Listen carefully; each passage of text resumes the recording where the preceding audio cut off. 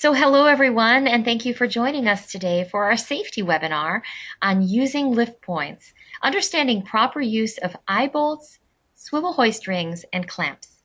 In lifting applications, the need may arise to attach lift points to a load. How the lift points are attached can have a significant effect on the sling, the rigging hardware, and the load itself. In this webinar, we will review some common items used as lift points, including eye bolts, swivel hoist rings, and clamps, and discuss when and how to use them safely and effectively. Presenting today will be Peter Cook, Training Manager at Columbus McKinnon. Peter started our hands-on training program from our original CM factory in Tonawanda, New York, and encouraged certification for rigging and cranes. He helped NCCCO and CIC develop certification for riggers. Peter has also been involved with ASME B30.9 to help write sling safety standards. So as I think you can see, he's got quite a bit of knowledge on this topic. My name is Gisela Clark. I'm the e-marketing specialist at Columbus McKinnon and will be your host for today's webinar. Before we begin, there are just a few things we'd like to cover. First of all, we are recording the session today, and the recording link will be added to our YouTube channel. All in attendance will receive a link to the recording. Second, everyone is in listen-only mode, so we encourage you to ask questions in the Q&A pane on the right side of your page. We'll take 5 minutes at the end to answer your questions. I noticed that no one has commented or made any questions. If someone could quick, I would appreciate it. Just give me where you are today, just so I know that it's working, because by now I usually have received some comments from some people. I want to make sure everything is properly enabled. Yes, perfect. Thank you for that. And lastly, after each webinar, we will select one of the questions that one of you asked in this series session today, and we will use it in our blog the following week. And if your question is the one chosen, we'll send you a Columbus McKinnon promotional item, something cool like a CMCO polo shirt, hat, work gloves, glasses, something like that. We just featured our last webinar, we had 2 questions that were asked, and we featured them over the last month on our blog. So we encourage you to ask the questions, and we'd love to feature you on our blog in the next week or 2. So thank you for your attention. Now I'd like to turn the meeting over to Peter so that we can begin. Thank you. Thank you, Gisela, and everybody, thank you for joining us.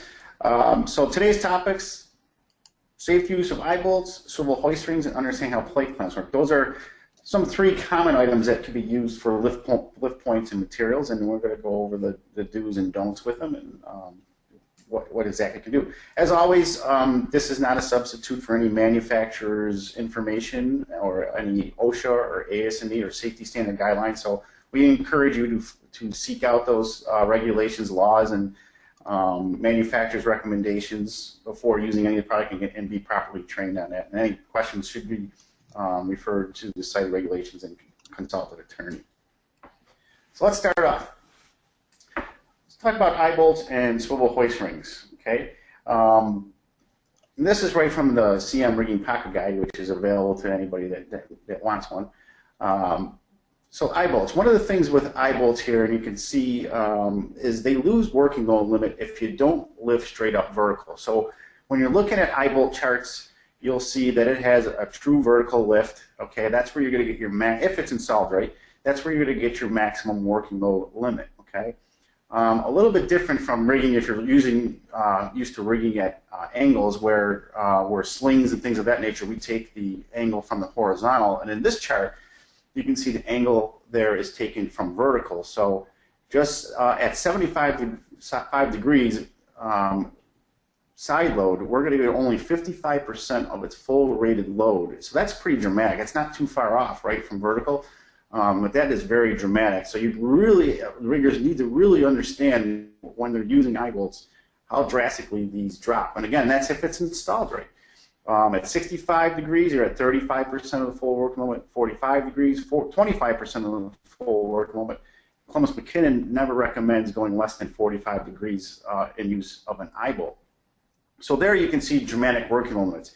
And usually on the eye bolt itself, you very rarely find the work limit. Some do, some don't. What they'll either have is a pattern size or a number that you have to go and you have to reference. It may have the diameter size of the bolt thread. So you have to go reference the rigging charts to see what you can do with that eye bolt. And because of the drastic work limits, they don't put a lot of manufacturers won't put the working load limit on there, so they want you to reference the charts to do that. So a rigger needs to know that that's what they have to do, is go reference charts when using these eyebolts. So the slide to the right, you can see what it is. What this will explain is the proper engagement for an eyebolt, and also has a swivel hoist ring, which is similar to an eyebolt, but a much better quality than an eyebolt. But you can see there that your thread hole needs to be 1.5 times the diameter of the thread size for engagement, and then that shoulder should be fully seated. Now there's shoulderless eyebolts and there's shouldered eyebolts. Shoulderless eyebolts, if they don't have a shoulder, can only be used for vertical lift. So you see on the very bottom on the right-hand side, the very bottom there, it says side loading. It says there's a non-shouldered eyebolt. That's only vertical lift, and you have to have the right thread engagement there. Okay. And the middle section there, it says always pull load in the plane of the eye. So how your eyebolt bottoms out on your object, you want to be sure that it orientates into the line of tension properly. So if you're lifting vertically, that might not be, it doesn't really matter, right? Because you can lift vertical, so you don't have to worry about where it bottoms out on your load. But if you're connecting slings, the eye needs to line up with the line of tension. So you have to turn it into the line of tension. So you can see there the correct position. And then in the red arrow, if your line of tension was going in that direction perpendicular, you'll end up bending the eyebolt, and it's a dangerous situation to rig in that manner. So you're allowed one washer of what various thickness to get that eye into the right orientation. So obviously the thickness will play a role in where it bottoms out and where you can turn it into the right position. So that is allowed you to do that. Again, you still have to maintain that 1.5 times thread engagement, so that's important. One thing we always recommend is that you connect a shackle to an eyebolt, and then connect your slings to the shackle or your hooks to the shackle. Never directly connect to an eyebolt. That can be put undue side loading that's unanticipated, that you don't think is going on. You can have some binding going on there, or someone may try to choke into the eye, which is not a good idea. And then once you use a shackle, make sure your shackle is orientated right, that it seats properly when you're rigging, because you can see that if it kind of goes off at an angle a bit, we don't want that. We don't want to put any undue stress on the eyebolt that we don't need. So a couple examples here of incorrect use. You can see there if you have a sloped surface there, that's not a good situation to have an eyebolt. That you would want a special wedge type washer. There's a name for that washer, I always forget the name of it, but you want to shore that up, make sure that doesn't happen. Again, that could bend the threads and damage the eyebolt. So you want, again, the shoulder has to be fully seated. That's the rule to using eyebolts. That shoulder needs to be fully seated. And again, using it at an angle, you can see there's the shackles there. And if you remember from our charts, at a 45-degree angle, if I was going to lift a load, I'm going to just go back a minute. At 45 degrees, you're only at 25% of the working load limit. So that's you have to take your proper reductions to whatever you're using there. Okay? So these two, I'm just kind of flip back and forth. This here, for an untrained rigger, that would almost seem the same way, where someone would actually loop their slings to the eyebolt. So in this case, they don't have connection hardware like a shackle. And so what they decide to do is loop their sling through the eyebolt to make this kind of connection, which doesn't look that much different, but that changes the whole ball game, and that puts a tremendous amount of tension on your sling, and also compressive forces on your load, and also extreme side load of your eyebolts that you have anticipated. So that's an incorrect way to rig with an eyebolt, which is commonly done when the right hardware is not available. So what I find is people will use what's available to them, and if it's not available, they have to make the lift, and they end up doing something wrong, and thus putting themselves in danger. So you have to make sure you have a variety of items on hand, and you understand how you're going to connect to things, so that you have the right equipment on hand. Hey, Peter, really quick, a couple have said it's called a bevel washer. Is that correct? Bevel washer? Yep. Okay, great. Bevel Thank you. Two people chimed in. Yeah. I always forget the name of it, but it's commonly used in, crane builders commonly use them. Gotcha. Thank you both. Thank you for that. Yeah, certain things, my mind just, I don't know, it goes blank all the time. Like, there's a name for that. Yeah. Um, Well, it shows that they're paying attention, which is always a good that's good. thing. That's good. Thank you. That was my whole intention. Make some Of interactiveness. course. All right. So here we go. Here's some pictures. In the first picture there, you can see there is a shackle attached to the eyebolt, and then they loop their chain through the shackle. And that's correct, but we have to be sure that we take the correct D to D ratio of the chain. So in the ASME B9 and the manufacturer's information, also in NACM information, the National Association of Chain Manufacturers, they have come out and published D to D ratios, which in a nutshell says that if you don't have whatever your chain is looping around, so the diameter of the chain itself, the physical link diameter itself, has to be 6 times the diameter of what it's going around. And if it's not, then you have to reduce the work limits of your chain. So, you think about that. So there's another reduction in work limit. So you have your eye bolt, you're lifting at your eye bolt at an angle, you have to take your eye bolt reduction, then you go loop your chain through the shackle, and now I got to worry about chain reductions and things of that nature. So you got to be careful what hitch you use and how, making sure you're taking all your proper reductions. Here you can see a hook. This is how we would connect a hook to an eye bolt. Again, a shackle, a hook, that's a great connection. And then here's what someone may do that if they don't have connecting hardware, they would choke their sling within the eye, and that just pretty much creates a knot in the sling, which is going to weaken the sling severely, and so that is not a good situation to have doing that. And then the last there would be the right connection for a synthetic sling and a shackle placed into an eye bolt. Okay, so you always make sure you do the right connections. Here, if the eye bolt is not seated properly, you can see that if it's non-shouldered, that it's going to bend over and possibly break. And so now we're going to talk about getting into swivel hoist rings, which, in my opinion, are much better than an eye bolt. They articulate into the correct orientation for the line of tension, and they do not lose any working load limit. Right? So a much safer application, in my opinion. If you have the means, I would highly recommend going to swivel hoist rings for your applications. Really quick, Peter, I have a question. A lot of Okay. industrial motors come from the manufacturer with an eye bolt installed. Would you recommend, based on your last comment, a swivel hoist ring take its place?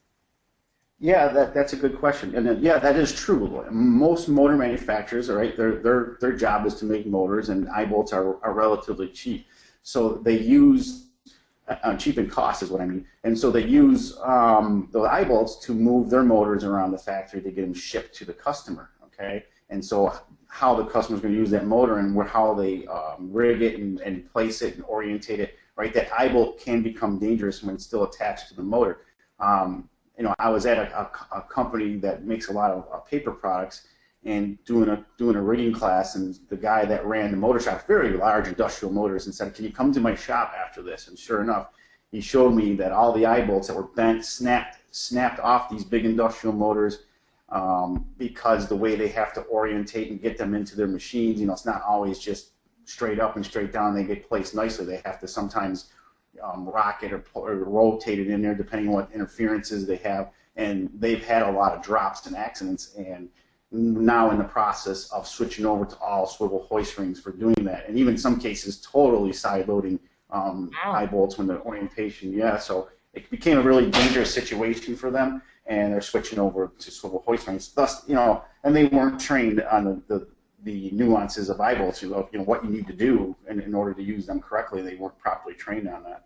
So the swivel hoist ring, all right, is a lot more forgiving, right? It will orientate itself right. It won't lose work moment. You still need that thread engagement, though, and it still needs to be seated down, but you don't have to use washers or anything underneath it. And so it's a much more safe product to have. So let's get into swivel hoist rings. So there you can see an application where if you had an eye bolt in that application, you would totally side load the eye bolt, which is not a good situation. So the swivel hoist ring articulates into the one. You got a side load, and then also you have angular loading all going on at the same time, so it gets kind of complex. So all you really need to know in that situation is what's my line tension coming in. So we show people how to calculate line tensions in rigging classes. So if you calculate your tension, great. What's my tension? Then you size your swivel hoist ring accordingly, or you verify that your swivel hoist ring can handle that tension. The only drawback to a swivel hoist ring, you have to make sure that there's no binding at all, how you attach it. So it has to be able, once installed, it should rotate 360 or must rotate 360 and pivot 180, and there should be no binding at all when you're going to make a lift.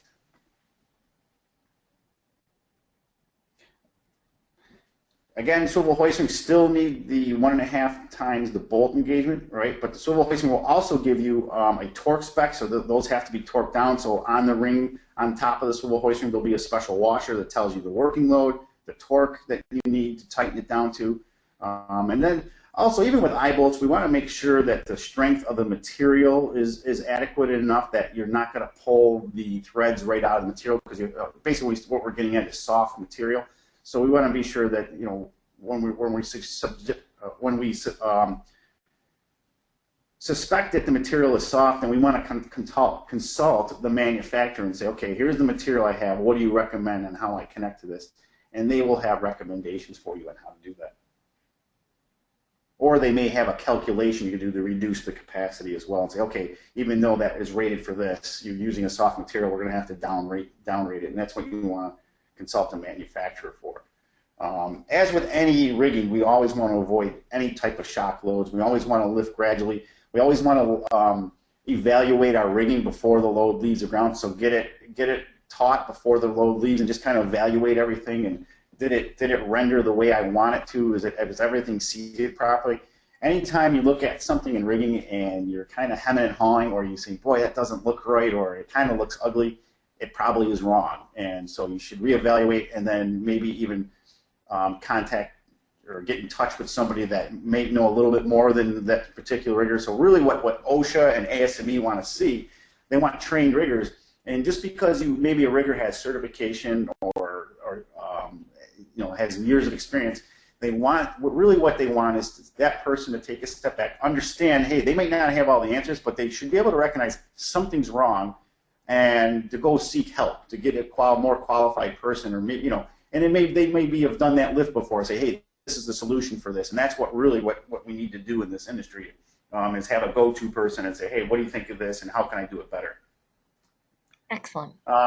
Some examples of, you know, when you have some binding that could break the swivel hoist ring. So if it can't rotate 360 or it binds, again, all bets are off. You're going to have some damage, or you can possibly lose that load. So you always got to make sure the loading remains in line. Peter, can I do a quick polling question? Sure. Great. Hang on one second. Okay, the question is, how much thread engagement is needed on eye bolts or swivel hoist rings? Is it 1.25 times thread diameter, 1.5, 2 times, or none of the above? Okay, wait, again, how much thread engagement is needed on eye bolts or swivel hoist rings? Is it 1.25, 1.5, or 2 times thread diameter, or none of the above? We'll give it another couple seconds. If you're on an iPad, unfortunately, you won't be able to vote. So you could ping me your answer in the Q&A pane. That looks like someone already has. Yeah, 1.5. Thank you, Steve. Quick to respond. It looks like, Peter, 91% say 1.5 and 10% say 2 times. Or actually 92% and 8%. What is the answer? 1.5 times the thread diameter is the exact thread engagement that you need to properly secure a swivel hoist ring or eye bolt. Excellent. Thank you. Okay. All right. So let's talk about plate clamps for a little bit. And so there may be a time where, hey, there's some certain objects that I can't drill a hole in it, I can't get it threaded, that's going to ruin what I'm trying to do. So if the application fits, you could use a plate clamp, which is another means of basically a lift point. You're making a lift point on there. Okay. So plate clamps, again, if you know what you're doing, they're very safe. So you have to be trained in the use of plate clamps, all right? And what I tell a lot of people is you just cannot have one plate clamp that's going to handle all your lifts for you. You're going to need, depending on the nature and how many different types of lifts you may need a dozen of them. Put it this way, if you handed me an adjustable wrench and said, well, it's an adjustable wrench, that's all you're going to need to work on the engine of your car. Yeah, probably not, right? Because there's going to be certain things where that adjustable wrench isn't going to fit, or it's just going to be too cumbersome to use, or it's just not right for the job, or I might do things improper by stripping nuts and bolts. So again, you want different tools for the job, and these are tools, right? So we just can't have one tool, and that's a common mistake where, oh, it's going to fit all, it's going to lift everything for me. I have the plate clamp. So that's a common mistake that's used. You need a variety of stuff to choose from, and I'm going to get into that in a little bit. Okay, so how does a plate clamp work? And the best way I can describe it in layman's terms is, you ever seen those finger handcuffs where you put your fingers in both sides, and the harder you pull on it, the less likely you're getting your fingers out of there. And then the lighter you pull, that's how your fingers slip out. So clamps work in the same way. The more weight I have, the tighter the grip. The less weight I have, the less grip. So light loads can be an issue for a clamp, and we're going to talk about that. So basically what happens is we have teeth in the clamp. Those teeth push into the plate, okay? And so thus now that's basically how it secures itself to the plate. And the plate's center of gravity will always be below the lifting point in this case. So that's how we want to attach them if we're using a single clamp. If you can see, what we utilize here is a sloping slot for our design, and that creates tension. So that tension we use to our advantage, which rotates the jaw here and creates the cam action that gives us the pressure to push into the plate. So again, the lighter the pressure, the lighter the penetration of the teeth into the plate. Okay? So we have a load, causes link tension, causes jaw torque, causes grip. The weaker the grip, the less penetration. So we need minimum load requirements. And when I first started off with plate clamps, we didn't do this at the time, about 10 years ago, but no manufacturer did. But we instituted a 20% rule. And what that said was you only can lift as light as 20% of the maximum working limit. And why we did that, for ease of use in the field. So if I had a clamp that was rated for 2,000 pounds, I would drop a 0 off the end, times it by 2, and I could say, okay, 400 pounds is the minimum load I can lift with that particular clamp. So it was easy to calculate in the field and figure out. Nowadays, we are stamping min and max loading on the clamp, and it's in our charts and things of that nature. Again, a clamp that is lifting 2,000 pounds is more efficient. You have higher penetration of your teeth than a clamp that's only lifting 400, right? Because it can't go in as far. And so we have to watch wear when we're lifting those light loads. We really got to understand the wear criteria, and if we're seeing wear, because it's just not going to push in as far. So you have minimal wear allowed when you're lifting light loads because of the tooth penetration. So here's kind of an exaggerated picture or a blown up view. You can see at full load you get all this tooth penetration there, and you can see the penetration distance there. But what if the penetration distance was a lot less, right? And that particular distance wore right off. And if I don't have enough weight, then it won't go in any further. So that's why you can see light loads that are slipped. So ideally, when you're selecting a plate clamp, and what I'm getting at of all this is you want to choose a clamp that is pretty much right at the weight that you're lifting. Ideally, if you can grab it, so if I'm lifting 1,500 pounds, I want a clamp with a working load limit right around 1,500 pounds. Then I know I can push those teeth in as far as they can possibly go, and I'm getting the most efficiency out of that clamp. So if I have a light load, I want to try to grab a clamp that is more towards the lighter end of the spectrum. So that's now you see what I'm getting at is why you need all these different types of clamps within your rigging paraphernalia or rigging hardware selection for your people to choose from.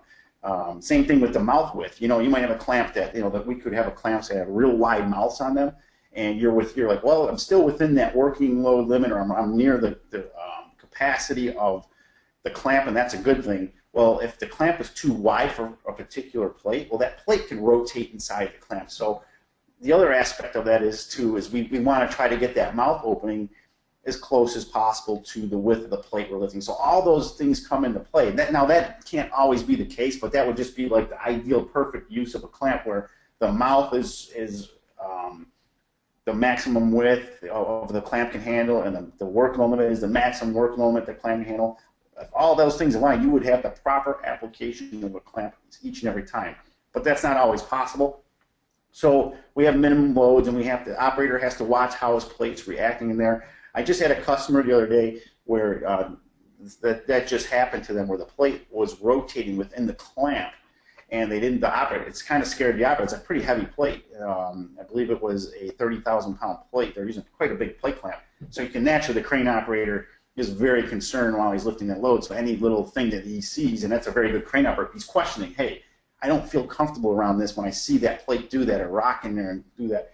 And really what they needed was another clamp with a more narrow throat, so that reaction couldn't happen, and thus you get a tighter grip.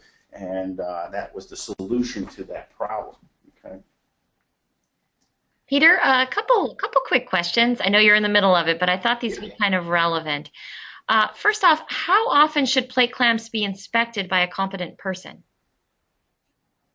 Well, I would say each and every use by the rigger should be that competent person. So I would say that they should be inspecting them just about every lift, looking at their teeth. It doesn't take more than 30 seconds to look at the teeth, make sure the teeth are clean, they're not chipped, they're not blunt.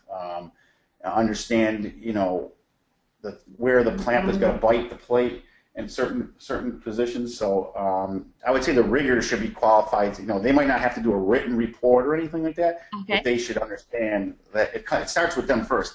Now, if you want to have someone who's efficient, depending on how they use, monthly to every 3 months, to be looking at making sure that if you have a qualified inspector, if that's what you're getting at, then you want to have that person monthly to every 3 months looking at the teeth of those clamps. Okay, and then another question, is there a maximum tooth wear, like 10% or? Oh, the tooth wear, each clamp will come with, that's a very good question, and that each clamp is going to come with a criteria of the tooth wear. On small clamps, it's going to be tough to see. You're going to have to really keep an eye on it. Bigger clamps, you'll be able to see the wear more readily. But each clamp is going to come with a set criteria of how much wear is allowed when you get those clamps. Okay, perfect. Thank you. One of the things is friction. Wear is wear is probably the biggest enemy of a clamp. We want to try to eliminate as much wear as we can, and so we have to minimize how much the tooth goes into the plate because of wear issues. And so we got to watch the tooth profile and design. This gets a little bit more into the design of it, but definitely wear is an issue. And so you see the wear as a blunting of a jaw. The style of clamps that we use has this little wear indicator that kind of gives you a visual. So we see this line in there, and you can kind of see in between the teeth. That's kind of a visual you can kind of see, and so you look at that because that piece would never wear, so you can kind of see how close you're getting in certain areas, because you always have teeth that are not in use or very rarely get used. So you can what you can do is you can compare those good teeth with the area that you're using and say, oh wow, then you can kind of see the wear. So that's what we call a wear indicator, so you can keep an eye on it. We have to worry about plate hardness, plate thickness. The plate hardness, obviously, most clamps are 300 Bernal, so we don't want to lift a plate that's harder than that. If we have to, then we have to go into a higher grip type clamp or a non-marring type clamp. And again, weight of the load, how the clamp is fitted, things of that nature. So there is some really proper training that needs to go on. If anyone in your companies are using clamps, that they get trained properly on there. So again, we talked about wear. So how do we eliminate wear? Well, obviously wear happens when there's surfaces touch or the surfaces are under load and they have movement. All that's going to cause wear. So things that eliminate wear, a lubrication, right, or minimizing the load. So we can't lubricate, right? That's not, we're gripping a plate, so the lubrication is out. We need load, we're got to lift. That's the whole purpose of the clamp, is to move a load, move weight. So what we do is we minimize the movement. And how do we minimize movement? By clamping tighter and training the crane operator. Do not let those plates swing. Nice, methodical, slow movement of those clamps. Have you ever seen? I've seen people who've been untrained and go too fast with these clamps, and you have this clock type motion that are swinging back and forth. And when you start that load swing, all that's doing is grinding those teeth, and that is not a good situation.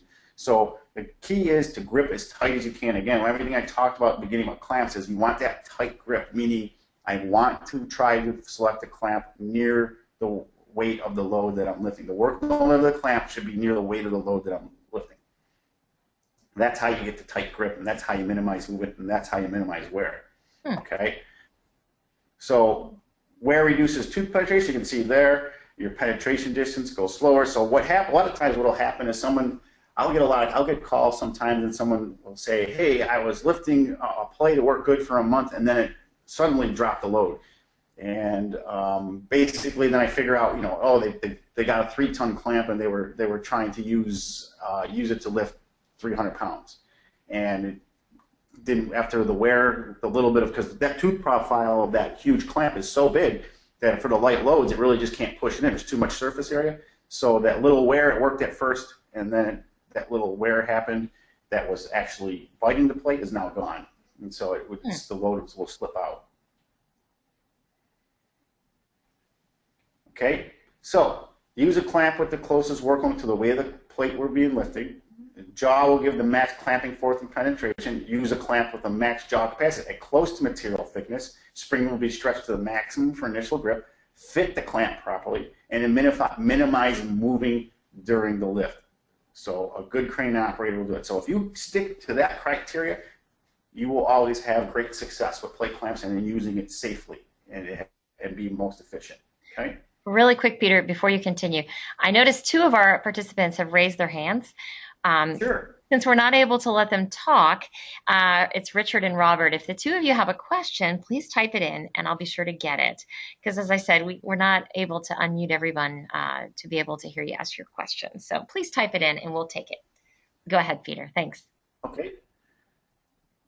All right. So here is a long plate, and someone's using 2 clamps. Obviously, if you have long plates, 1 clamp is just not going to work. It's going to be too unstable. So you go to 2 long plates. If the clamp doesn't have a hinge, I have to use a spreader bar with 2 chain drops down on there. I do not want to side load those clamps. And then I got to watch again the minimum weight when I use 2 clamps, because I'm splitting the weight between the 2 clamps now. So I have to watch that. So that's a correct application there with the clamp without hinge. And then here we talk about fitting the clamp properly. So you can see here's a clamp with, when you fit it, there's no gap. Whenever possible, plates should be stored and worked with their edges are in line with the crane axis. So what does that mean? You see on the bottom of the page where it says crane axis. So whether that's north, south, east, west, that's in line with the axis of the crane versus if it was like kind of turned a little bit. And now that makes it difficult for the crane operator, because not only does he have to trolley and bridge at the same time, and that can cause erratic movements of the plate. So you want to make sure you set up your plates within the crane axis. I always recommend when doing a plate flip, maybe even try to set your plate up that is perpendicular. The flip would be perpendicular to the drum and not running parallel, because we don't want to side load our drum, and in the event the operator is not watching the ropes on the crane, they could drag the ropes across the drum. So you want to be, the flip be perpendicular to the drum instead of parallel with it. So that just little things and you can do parallel, but it's just the crane operator has to be right on. You can see where you stand. What I would do actually is stand off to the side a little bit from that clamp. I know this slide doesn't really show it, but in the event something happened where you didn't install it right, or maybe you forgot to lock the lever or something, and that clamp were to kick out, you just want to stand a little bit away from it to the right or the left, so that if it ever kicked out, you're not standing there. But that's a safe place to stand at the start of the lift. Okay, you can see you need some wood spacers and things underneath it. And then as you do your lift, you want to change your location, and you want to go to the side edge of it. And so you're going there. And that's in a good place to stand near the side, because you're putting yourself out of danger now. So if the plate were to fall, it's going to fall back towards where it originally was or the other way. Okay? And then we get to a position, the top dead center position. It's a real small position where the clamp is, or where the weight. Let me reset. The top dead center position is a place where we actually see zero loading. It's kind of where the plate is in equilibrium with the ground. So it's kind of its balance point, if you will. It's a real small area that the crane operator has to quickly get through that area. It's a very small area, but you have to watch and make sure that's just about when the plate's about to leave the ground. We want to get that off the ground at that point, and not maybe, you know, we try to tell operators, don't stop once you're at that position. Just keep going with your lift. Or don't, let's say it's a fabrication and they want to stop there for fabrication reasons. No, that's not, then what that happens is now you have no load, and so you have the wrong device for that job. So if you wanted to lift a plate to a certain position, and then you're like, let's say a welder is going to come in and start welding, you do not want to have that plate clamp on there because you have no load and it could slip off. So in that case, we end up going with screw type clamps that we actually use, that, you know, it's not for non-lifting but more for holding into position. So you don't ever want to have a clamp being used to hold something into position because there's no loading on it. Okay, so get over through that danger zone and get that plate off the ground. And if once you lift, if the balance point exceeds a 15 degree from being level, then you probably didn't put your clamp in the right position. So you didn't have it center, or maybe it's a plate that was on a burn table and shapes were taken out of it, and you thought you knew where the center of gravity was, and when you went to lift it, nope, you're off a little bit, and you have to readjust that clamp. So then before you go and travel that plate, you're going to have to set it back down and re-rig it and start all over again. Okay, so that concludes some of the things that I want to talk about in lift points, and we'll open this up to any questions and answers. Okay, before we do that, go ahead and type in your questions. We'd love to take them. I want to do one more polling question. I lost the page numbers towards the end, and I didn't want to disrupt Peter. So really quick, what is the minimum weight that can be lifted with a vertical plate clamp?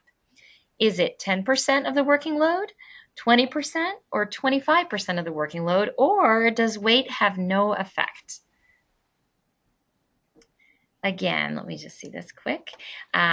What is the minimum weight that can be lifted? Is it 10, 20, 25%, or does weight have no effect?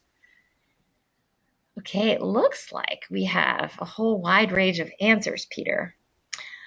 About, let's see, 2% think answer 1, 75% think 20%, 13% think 25% of the working load, and about 8% say weight has no effect. So what is the answer, Peter? You want the minimum load you can have the clamp is 20% of the load working limit. So that's why I talked about if your clamp doesn't have a min and max loading stamped on it, that you just take the maximum working load limit it says, drop a 0 off the end of it and times it by 2, and that will give you your 20% or your minimum loading. Perfect. Excellent. Thank you. All right. So we do have some questions that have come in. Let me just expand this out. Hang on. All right. The first one is, I'm an entertainment rigger. While I'm gaining knowledge here, we would benefit from a lift point webinar that covers eye bolts and swivel rings coupled with slings and beam clamps. So that's very good feedback. While I'm certified through ETCP, I attend these to learn and gain renewal points. Okay, very good feedback. That's something. Yeah, we were just staying a little bit on the basic side, but sure, we could talk about tensions and the base. I think that's what they mean. If I have the tensions coming in and how that affects the working load limit. So that would be more of a tension calculations webinar that we could do. But that's great, because we would love to have one maybe focused more at entertainment. So thank you for that, Robert. We appreciate it. Appreciate the feedback. Okay, how is the resultant load determined? Let's see. The slideshow for reeving was at 45 degrees with a 1.84 resultant. How would the math work for a 30 degree? Well, that was just kind of showing that we don't want that type of rigging. But what you can do if you want to calculate what your tension is, so you don't want to rig that way where it's reeved through the eyebolt. So if you're at a 30 degree, your tension factor is 2 times the share of load that you're lifting. So for instance, if I was lifting a 10,000 pound plate and I place my eye bolts on either side of the center of gravity at a certain distance, whatever, and that means I have 5,000 pounds of load. If I lift vertically on each with the scale on each of those eye bolts, it would show me 5,000 pounds. So my share load is 5,000, and if I rigged at a 30, my tension would be 10,000 pounds. So I would have to make sure that eye bolt would have to take 10,000 pounds of tension. However, if you remember from the slide, we do not recommend going below a 45-degree angle with an eye bolt. And so that's where you want to change to a swivel hoist ring in that instance. And then you would try, and that, for the example I just talked about, you would choose a swivel hoist ring that can handle 10,000 pounds of tension. Okay, perfect. Thank you. The next question, you mentioned screw-type clamps to hold plates in vertical position. I'm not familiar with that type of lifter. Do you have information, pictures of that lifter that I could show my customer? Sure, it's not a lift. Yeah, the screw-type clamp is not a lifting device. We call them pulling clamps. So basically it's for the application I described, where you're maybe lifting a plate up, but it's not going to leave the ground, which means you're going to hold it into position for fabrication means, such as shipbuilding, things of that nature. And so those clamps don't need gravity. However, if you were to transport that clamp, say, okay, well, you're going to use a screw-type clamp and then you use it to lift them, then you have the wrong application. So when I talked on application, that application I talked about was more for fabrication means, where you're not actually lifting the plate, but you're just putting it into position. Then you need the screw type or pulling type clamp that basically is like a vise that you would grip on there. But we do not recommend those types of clamps for overhead lifting. Okay. But yes, we can get information on that. Okay. I have his information. Peter can follow up with you on that. Okay, no problem. Next question: do lifting clamps and other rigging gear require periodic load testing?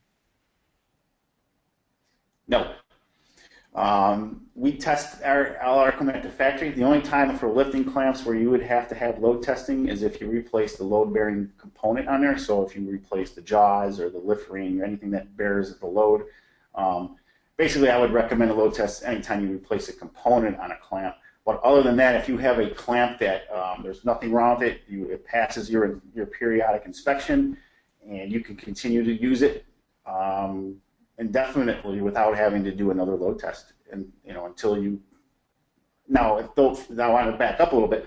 For those of you that do testing on your equipment, I wouldn't recommend. That's great. You're exceeding the any applicable standard manufacturer's recommendations. So you're actually doing better than what you tell. You're being more safe and proactive. So I encourage that. But there is nothing that states you have to do load tests after the manufacturer's load test. Okay. Great, thanks. Quick question or quick comment. Troy Rains just wanted to say, Peter, to a previous question, that it's a positioning clamp and it's great for assembling weldments. Yeah, there's positioning clamp, holding clamp. Yeah, there's a variety of names out there. So right, but we definitely don't want to use those for transporting plates. But yeah, there's two different styles. Okay. Excellent, thanks. All right, now again, we don't want to keep you over. We've already hit that time, but we do have more questions. So if you want to stick with us, we would love to have you hear the rest of the questions, and these will still be a part of the recording. So if lifting plates horizontally with 2 or more sheet clamps with universal eyes, can you lift more than 1 sheet at a time?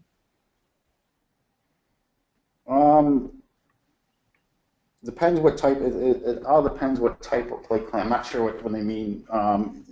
Lifting plate horizontal, we have horizontal plate clamps. Depending on the style of the clamp, it's different.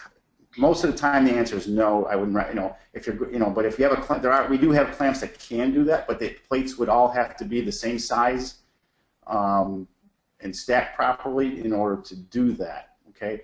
But anytime we have horizontal clamps that have jaws or teeth as well, those you would only can use for one plate at a time. So there are some things that you can lift multiple sheets.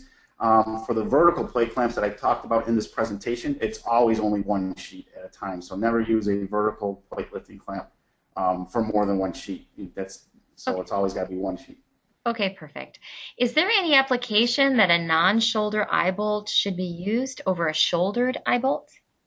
Just for vertical lifting only. If you're always can guarantee that you're going to be vertical in line, then you can use a non-shouldered eye bolt. Other than that, I would use a shouldered eye bolt. So if there's any chance of any type of side loading whatsoever, then I would not use a non-shouldered eye bolt. Okay. Are you saying the use of one washer is necessary with eye bolts, or that we should not stack more than one washer when using eye bolts? I wouldn't stack more than one washer. I would just try to get, what you're trying to do is getting into the right orientation. When you start saying stack washer, a lot of people will do that to make up a gap that maybe it's not threading down all the way into the material.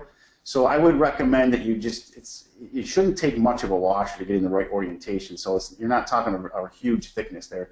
So you can find washers of various thickness and whatever. And there's probably a calculation I can probably figure out where, hey, if you use this washer, it'll rotate it this many degrees within a circle. And so sometimes it might, for now, it'd just be trial and error. But you just use one, try a different thickness, but try to get that eye bolt as close as possible so that it's in line with the tension as I showed you in that pictorial. Okay, really quick, on a side note, Jeff is asking if there are any free samples or anything, because Christmas is coming up. I was just going to let you all know, for any of you who don't have our rigging pocket guide, we'd be glad to send you a few copies. If you want to respond to the email that we sent, you can either do it in the Q&A pane now, give us your address and how many copies you'd like, and we'll send them to you for free. Or else you can also respond to the follow-up email I send if it's more comfortable then, and just give me your company, your name, your company address, as well as how many copies. So either one is fine. We'd love to send you some rigging pocket guides. So thank you for bringing that up, Jeff. All right, OSHA requires alloy shackles to be used for suspended personnel platforms. Is there a reason a properly rated carbon steel shackle shouldn't be used? I'm just curious why alloy. Does it have special properties that carbon doesn't? Alloy shackles are always going to be a lot better in any type of shock loading situation. Alloy's always going to be your best, right? So any type of shock loading, it's going to react better. It's going to be stronger. It's going to have less wear. So alloy being your best over carbon. Now, shackles, you can use any grade of shackle for overhead lifting. So you start off, carbon being your low end, and Columbus McKinnon has super carbon shackles where there's alloying elements within the shackle, but we can't call it an alloy because it's not true alloy. We just add alloying elements to it. And then, so we call it a super carbon, which holds up better than a carbon in shock loading situations. And then you go up to alloy, which is your best. Alloy will also work better in cold weather situations. And if Troy is online, if he can chime in anything that I missed on that. I know Troy's one of our lead engineers for Chattanooga. Let me allow him to speak. Just a second, Troy Raines. Troy? Let's see if that works. Yeah, I know in the chain world we only use alloy chain, but in the shackle world you're allowed to use carbon or alloy. Okay, Troy, I just unmuted you. Can you speak? Let me see. Let me try again. There's another Troy. Hang on. Troy? It just told me I'm unmuted. Okay, go ahead. It's an OSHA requirement, basically. It's more their standard than it is anything to do with the product performance. Alloy materials always outperform carbon materials, and there are some rather poor carbon shackles on the market, depending on where you get them from. But it's just kind of an OSHA thing. OSHA says it, you got to do it. Okay, great. I'm sorry, Troy. OSHA says you got to do what? If OSHA says you got to have an alloy shackle for lifting people, then you have to have an alloy shackle for lifting people. Oh yeah, I'm sorry, I maybe missed that part of the question. Good thing you caught that. Yeah, if you're lifting people, you're going to use the blade. And if I'm not familiar with the personal lift, platform lift, but if it says alloy, then there's no gray area there. You have to use what OSHA tells you to do. But for general lifting, you could use any grade. Okay. Perfect. A lot of you have been putting your addresses in. Thank you. We'd love to get those pocket guides to you. Okay, how do eye bolts and lifting clamps hold up to shock loading? Shock loading, never good. Not good. I mean, if the clamp, you can break teeth, you can break the eye bolt from the thread. nothing really holds up that well in shock loading. That's why we just talked about like even alloy in the event a shock were to happen, alloy being your best, it may survive the shock load, being the alloy being the best, right? So we would highly recommend that you avoid shock loading altogether. Nothing works well when you shock load. Okay, boy, the questions just keep coming in. We love to see it. So again, just hang with us if you want to hear the answers to these. Let's see, a comment came in from one of our loyal attendees. Ask Peter to address that forgings and aluminum and other types of materials can increase or decrease the depth versus normal 1.5 times diameter.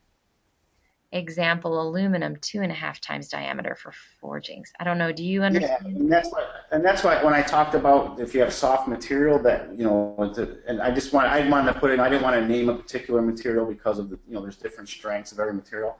Where you would consult an engineer, consult a manufacturer, and they may recommend go to a 2.5 inch times the diameter of the thread. They have a calculation for you. They may recommend a through hole where it goes all the way through, and then they'll use heavier hex nuts and things of that to get their engagement with washers on the bottom, and they might recommend that situation is your best bet. So I just didn't want to kind of name any type of material. I kind of want to make it generic. But yeah, if your 1.5 times, if you're going into soft material, could increase beyond that. That's a good question. Okay, very good. Just a couple more to go. Let's see. Are there any special considerations you have for eye bolts with through-bolted fastening rather than threaded holes in the workpiece or concrete angle? Yeah. Right. You still have to have your, you would use a heavier hex nuts. You still want to get that thread engagement that's on there, and so that it's going to hold. And I would definitely consult the manufacturer when doing that, making sure that you're doing it right. And so if that may, there might be just a situation where there are through holes that you're going to need a long, you may need a special eye bolt or a special that has a long shaft and threaded shaft on there to get it through. So it'll be a special application to do that. Okay. I think that's it for now. Peter, if you want to just continue to the last slide, I can just speak to it quick. You speak to the training, and then I'll speak to the last side. Yeah, we offer various times throughout the year qualified rigger workshops. Actually, I just finished one up this morning with a group that was here all week doing that, and they certified, took certification exams to certify as riggers. And a lot of this stuff is on the certification exam and how to properly use things of that nature. We have, for those online, so we have some online courses for crane inspection and online chain hoist repair. Even if you took anyone can take the chain hoist repair recertification. You wouldn't be certified, but if you just want to learn more about how to fix a chain hoist and go on it, maybe some of the things wouldn't make sense to you, but it's nice to just kind of poke around and see what's out there. And then we have overhead crane operator training online as well, with some rigging involved in that. There's a little bit of rigging involved in that course too, and so it's all out there. So, as well as these safety webinars that are available on YouTube that Gisela mentioned. That so we throw a lot of information, we offer a lot of hands-on. We come on site, and really my job is to make this industry safe and make people who use products that see themselves, make them safe, to be sure that everything is in proper order. Perfect. And just to conclude on the last slide, for any of you who are big into social media, we are all over social media. And Peter, if you can just forward. Yeah. Oh, actually, there you go. No, go back. If you want to reach Peter, if you have a specific question, go ahead, Peter, and pull up your slide. You can email him at peter.cook@cmworks.com. If you have questions you still would like to ask, you can write down his email address and ask him directly. Give you a second to do that. And then if you can go to the last slide, Peter. I just want to let you know we are on various social media, Twitter, YouTube, as I mentioned, with our videos, with our recordings. We're very active on Facebook, LinkedIn, Google+, Instagram, and then our blog. And if you go to our website, cmworks.com, in the upper right-hand corner, you will see all these icons. You can click on them, and they'll take you right to our dedicated social media pages. So connect with us there, share pictures of our products in the field, ask us questions, try to stay very engaged there, and we love to converse with you there. So on that note, thank you all for coming. If you have any further questions after now, you can feel free to respond to the email I'll send as a follow-up. Again, thank you for coming, and we wish you a great weekend. Thank you, everybody. Happy holiday.